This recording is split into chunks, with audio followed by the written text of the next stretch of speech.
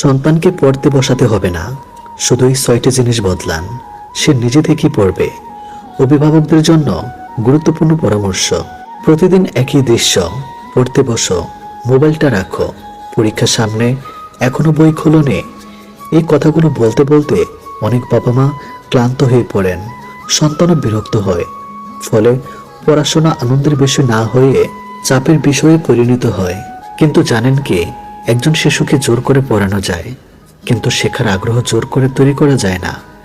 যে সন্তান নিজের ইচ্ছায় পড়তে বসে, সে শুধু পরীক্ষায় ভালো ফলই করে না, জীবনের প্রতিটি ক্ষেত্রেই এগিয়ে যায়।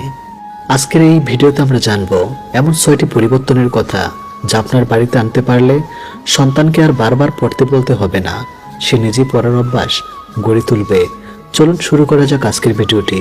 নাম্বার 1, পড়ার পরিবেশ বদলান। অনেক সময় আমরা সন্তানকে বলি পড়তে বসো, কিন্তু সে কোথায় বসবে? টিভি চলছে, মোবাইলে ভিডিও চলছে, চারপাশে শব্দ।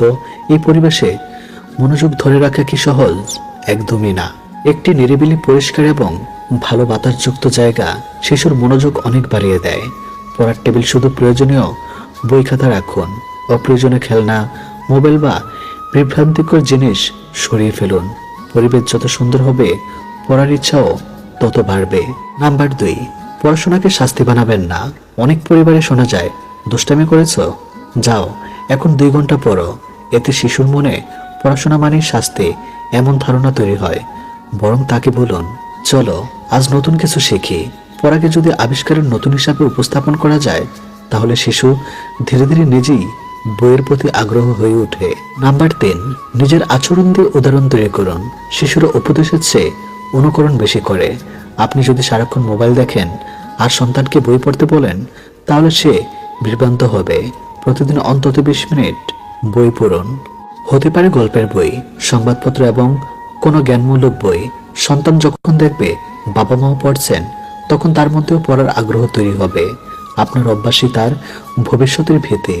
নাম্বার 4, নম্বর নয়, শেখাকে গুরুত্ব দিন।